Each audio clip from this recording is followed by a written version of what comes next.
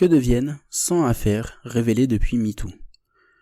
Lénaïque Brédoux, Donatien Huette, Marine Turchi, Mediapart. En France, MeToo est un mouvement de victimes sans coupables. Voilà comment la présidente de la Fondation des femmes, Anne-Cécile Maillefer, résume le puissant mouvement déclenché à l'automne 2017.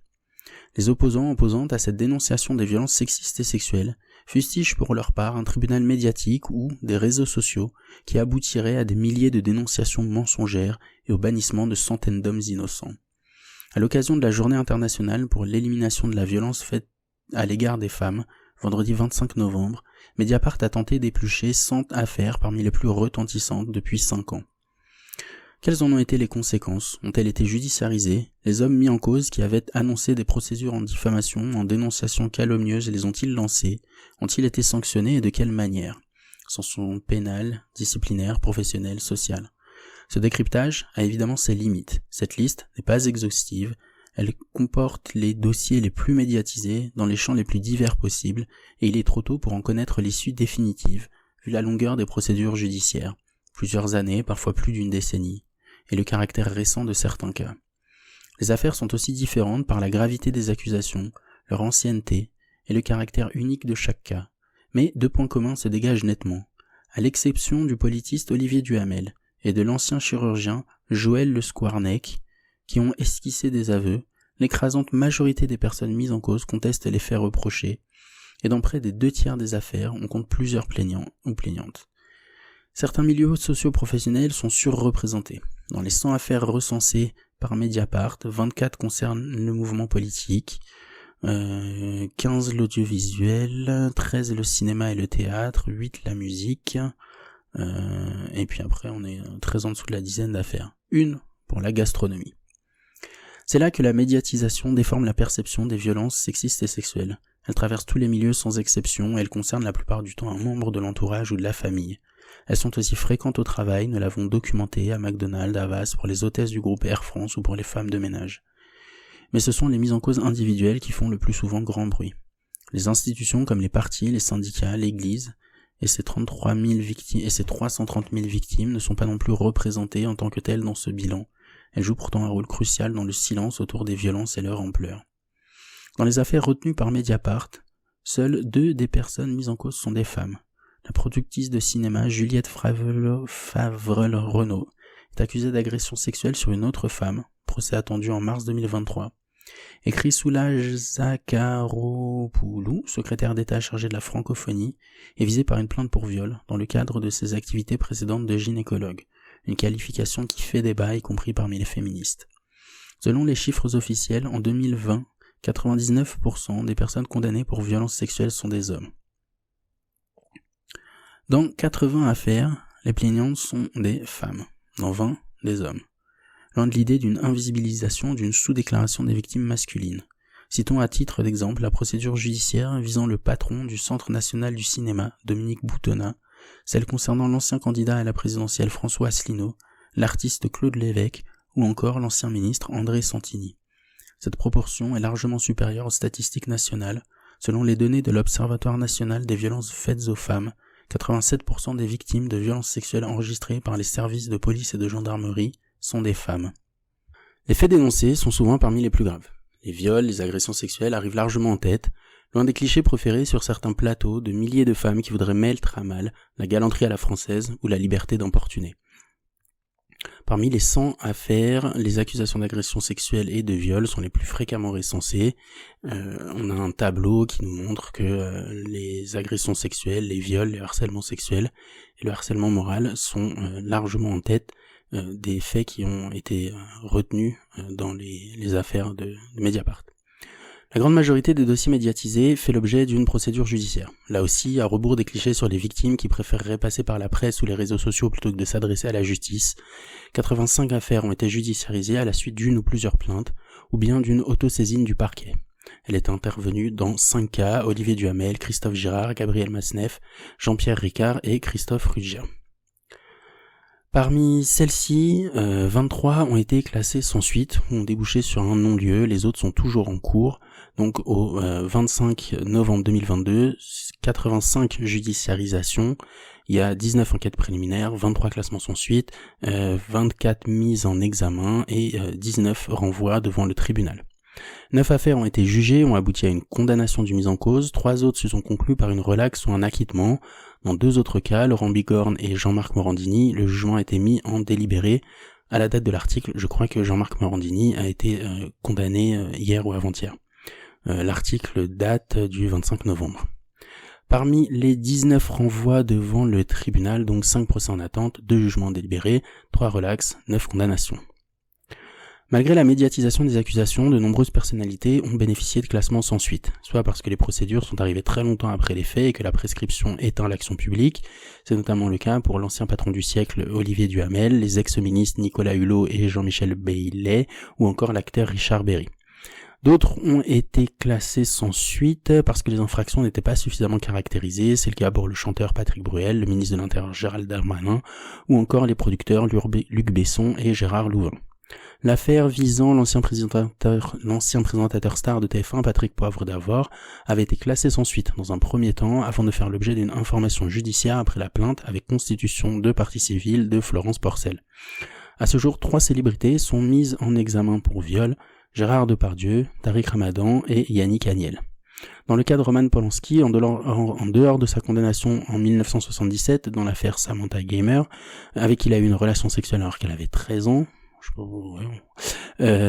l'autre plainte déposée ensuite a été classée en raison de la prescription et les autres dossiers prescrits n'ont pas été judiciarisés. C'est très charitable de verbaliser ça comme ça. Une relation sexuelle alors qu'elle avait 13 ans, ça s'appelle un viol. Donc je crois qu'il a admis l'avoir drogué. À l'inverse, à un niveau intermédiaire de pouvoir ou de notoriété, des mises en examen ou des sanctions interviennent. Ainsi, l'eurodéputé Rassemblement National Hervé Juvin a été condamné en appel pour violence conjugale, tout comme les anciens députés La République En Marche, Jérôme Perra et Benoît Simian, condamnés pour violence conjugale pour le premier et pour harcèlement sur son ex-compagne pour le second.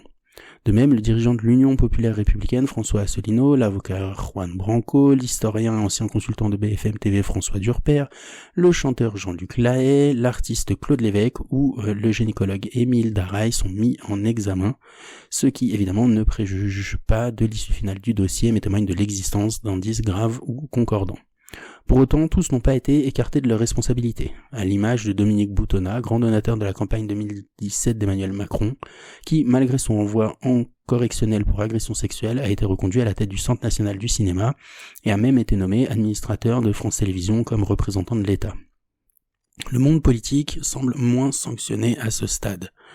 Plus que dans n'importe quel autre milieu socio-professionnel. La moitié des affaires cataloguées par Mediapart n'a fait l'objet d'aucune procédure judiciaire, a été classée sans suite ou a abouti sur un non-lieu.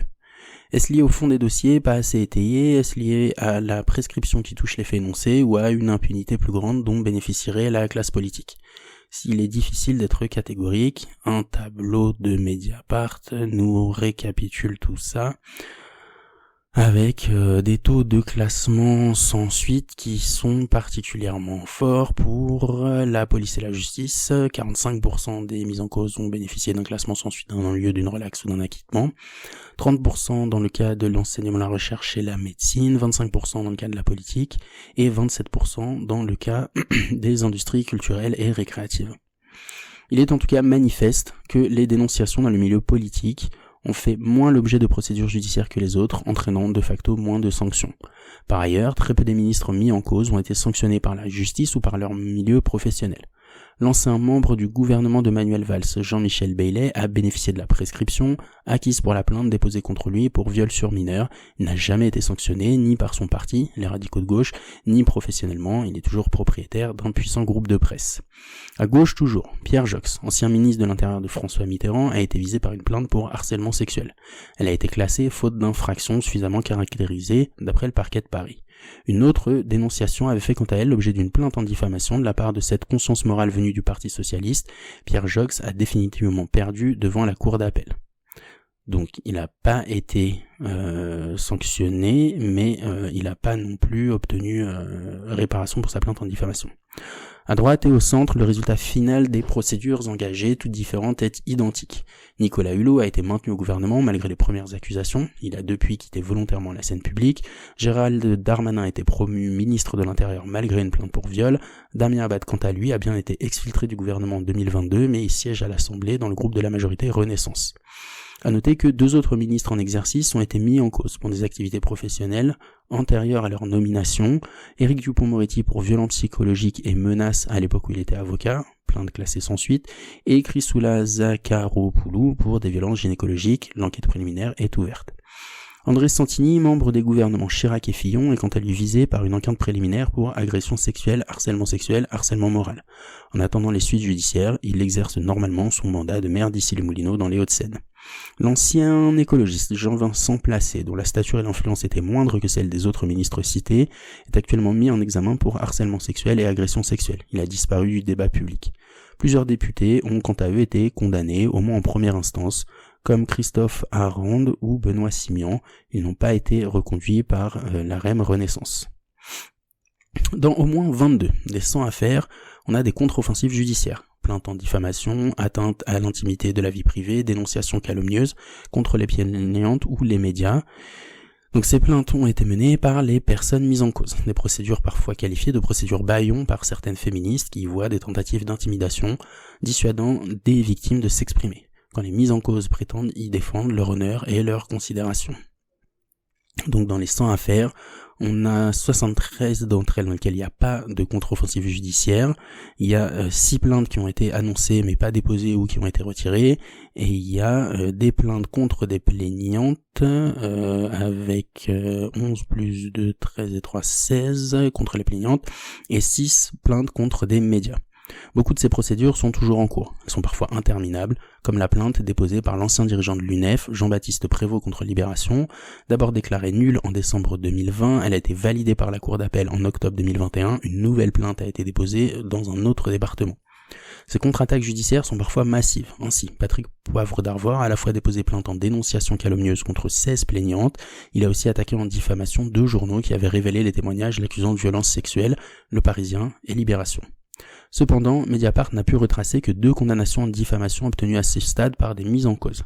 L'acteur Richard Berry contre sa fille, qui a été condamné en première instance, elle a fait appel attend la décision de la Cour, et l'acteur Philippe Cobert contre celle qui l'accusait de viol, une plainte classée sans suite. Donc la plainte pour viol classée sans suite, la diffamation a été retenue par contre. À noter que dans 6 cas, des plaintes ont été annoncées ou envisagées par des personnalités mises en cause, mais non, selon nos informations, jamais été déposées ou bien elles ont été retirées. L'ancien directeur du théâtre de la Manufacture à Nancy, Michel Didim, visé par une information judiciaire pour viol, le garde des Sceaux Éric Dupond-Moretti, accusé de violence psychologique et menace par une avocate, une affaire classée sans suite. Ils avaient tous les deux évoqué des plaintes en dénonciation calomnieuse. S'agissant du premier, le parquet de Nancy indique à Mediapart n'avoir pas reçu de plainte pour dénonciation calomnieuse ni en diffamation. S'agissant du second, la plaignante assure n'avoir été notifiée d'aucune plainte. Questionné par Mediapart, le cabinet du ministre de la Justice n'a pas répondu. Accusé de viol en 2020, enquête classée pour prescription.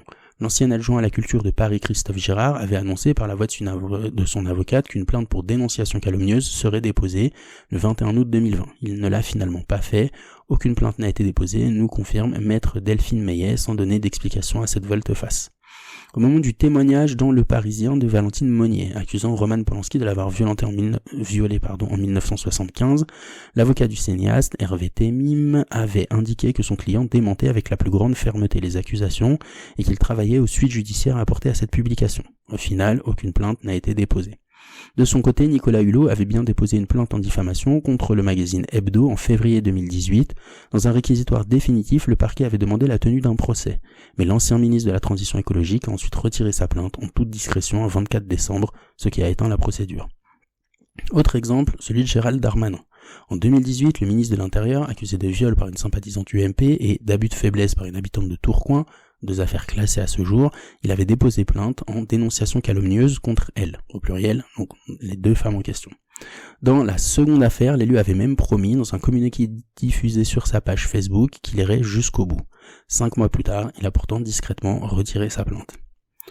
Notre analyse des 100 affaires le montre. Les sanctions à l'encontre des personnes mises en cause sont essentiellement non pénales à ce stade.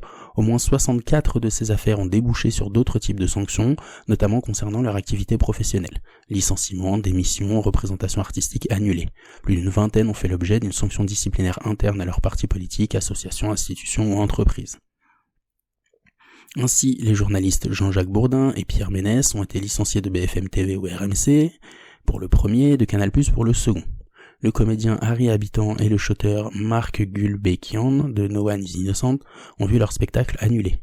Julien Bayou a démissionné de son poste de secrétaire national d'Europe Écologie Les Verts, Pierre Edenbaum de son poste au Conseil de Paris et Christophe Girard de son rôle d'adjoint à la mairie de Paris. Morandini, toujours en place par contre.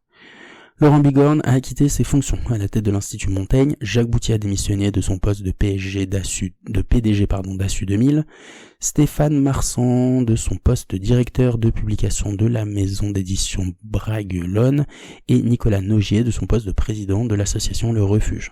Antoine Quirin et Nicolas Redouane, les deux policiers accusés du viol d'une touriste canadienne au 36 quai des Orfèvres, qui ont été condamnés en première absence et acquittés en appel, ont été suspendus par la police. Le premier a été réintégré mais affecté à des tâches administratives. Des universitaires ainsi que Jérôme Pernaut, professeur de violonciel, ont fait l'objet d'une sanction disciplinaire interne à leurs établissements d'enseignement respectifs. Répétons-le, ce bilan fait par Mediapart à partir de 100 affaires contient de très nombreux biais, à commencer par celui de la médiatisation perçue de manière contrastée selon les acteurs. Au sein de la magistrature, beaucoup voient d'un mauvais œil le recours à la presse, à laquelle toutes les victimes n'ont pas accès et dénoncent un tribunal médiatique. Un magistrat résume ainsi à Mediapart un point de vue largement partagé dans sa profession, ouvrez les guillemets. L'allongement des délais de prescription encourage beaucoup de victimes à parler à la presse qui, elle, n'est pas tenue par la prescription. L'action de la presse pour la victime est plus réparatrice, mais elle se fait aux dépens de l'état de droit. Fin de citation. Les militantes féministes ont un autre regard. Pour Caroline de Haas, la médiatisation d'un dossier peut être un accélérateur de prise en charge lorsque l'enquête journalistique est bien faite, ce qui n'est pas toujours le cas. Marilyn Baldec, à l'Association européenne contre les violences faites aux femmes au travail, constate elle aussi que certains dossiers sont pris en charge de manière rapide quand ils ont été médiatisés, parce que l'institution judiciaire essaye de faire bonne figure, mais aussi parce que les services d'enquête portés par cette médiatisation en profitent pour demander des moyens. Mais dès que cette médiatisation retombe, le rapport de force s'affaiblit et les dossiers s'enlisent à nouveau, observe-t-elle. Car, comme le rappelle Caroline de Haas, fondateur de Nous Toutes, la médiatisation d'un dossier est surtout le signe d'un dysfonctionnement, qu'il soit individuel, des alertes ignorées, mises sous le tapis, des employeurs qui ne réagissent pas alors qu'ils sont obligés de le faire, des victimes qui ont trop peur de parler en interne, ou qu'il soit général dans la société. On parle toujours du dysfonctionnement. Par exemple, les victimes n'ont plus confiance à juste titre dans les institutions. Fin de citation. Caroline de Haas estime que si la justice pénale, les procédures disciplinaires fonctionnaient correctement, les victimes ne se tourneraient pas vers les médias ou sans doute pas autant. Quand 94% des plaintes pour harcèlement sexuel sont classées sans suite, et que vous êtes une victime de harcèlement sexuel, vous vous posez rationnellement la question d'aller porter plainte ou d'appeler un média. Les féministes et les magistrates sont en revanche unanimes sur un point. Le mouvement MeToo et la révélation médiatique d'affaires de violence sexuelle ont produit des effets positifs à grande échelle.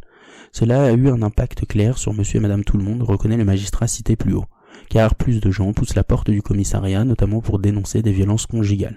C'est lié à une libération de la parole découlant de MeToo et accompagnant l'évolution juridique intervenue, notamment sur la prescription. Fin de citation.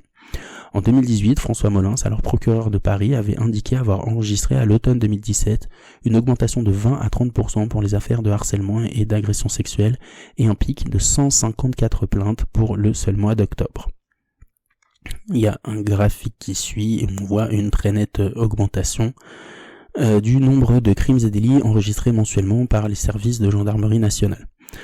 Si on prend janvier 2000, c'est le début du graphique, on est à 1000 cas par exemple pour les harcèlements sexuels et les autres agressions sexuelles, donc 1000 cas par mois enregistrés par les services de police et de gendarmerie, et on monte à 4500 pour le mois de mai 2021. Même évolution dans les cas de viol, on part de 500 cas par mois en janvier 2000 et on en monte à 3500 cas de viol mentionnés auprès des services de police et de gendarmerie pour le mois de mai 2022, 3672 exactement. Donc on a vraiment une explosion des faits qui sont signalés. Conséquence aussi de MeToo et de cette médiatisation, les associations d'aide aux victimes sont désormais saisies pour des faits pénalement moins graves ou des faits isolés, constate Marilyn Baldec. On peut analyser, donc c'est ce qu'on peut analyser comme une forme de sursaut de sentiment de légitimité sur des faits qui passaient sous les radars avant. Les victimes ne veulent plus se laisser faire. Selon elle, rien ne change dans les aspects procéduraux, les délais sont toujours longs, le parcours judiciaire toujours difficile, voire que cela s'aggrave concernant l'issue des dossiers, MeToo a produit quand même des effets opposés. D'un côté, la juriste donc c'est toujours la juriste Marilyn Baldec, elle obtient désormais dans les dossiers qu'elle accompagne des condamnations qu'on ne décrochait pas auparavant et de très belles audiences avec une intention portée à la parole de la victime, un vrai contradictoire, des parties qui ne sont pas malmenées et des magistrats qui connaissent vraiment bien les dossiers, de bonnes réquisitions du ministère public. Fin de citation. Elle estime aussi que les plaintes qui parviennent à se frayer un chemin jusqu'au juge d'instruction sont un peu moins maltraitées qu'avant. Est-ce parce qu'il y a une meilleure compréhension des magistrats et magistrates des mécanismes ou parce que les dossiers qui arrivent à ce niveau ne sont pas classables pose la question. Mais de l'autre côté, Marilyn Baldec constate aussi des échecs retentissants qu'on analyse comme une forme de backlash, c'est-à-dire que non seulement on perd le procès, mais en plus de manière extrêmement vexatoire pour les victimes et l'association. Dans la magistrature, on soutient au contraire que l'institution judiciaire a connu une évolution sans précédent dans le traitement de ces dossiers, avec la mise en place d'outils et de structures. Depuis MeToo, on a changé d'époque, assure en chœur Gwenola Jolicoz et Éric Corbeau, binôme à la tête de la Cour d'appel de Poitiers à l'origine de nombreuses innovations en la matière. Tous deux conviennent que le nombre de classements sans suite reste important en raison du manque de moyens d'enquête et de la difficulté à apporter la preuve dans ces affaires. On comprend qu'on ne puisse plus accepter qu'un tri soit fait entre dossiers plus ou moins graves, que des dossiers ne soient pas suffisamment investigués, que le parquet soit contraint de choisir entre ce qu'il va poursuivre et laisser tomber, explique Éric Corbeau, procureur général de Poitiers, qui avec sa collègue insiste, la justice doit avoir les moyens d'investiguer. Sollicitée, la ministre à l'égalité homme-femme, Isabelle Lonvis-Rome, ancienne magistrate, n'a pas donné suite.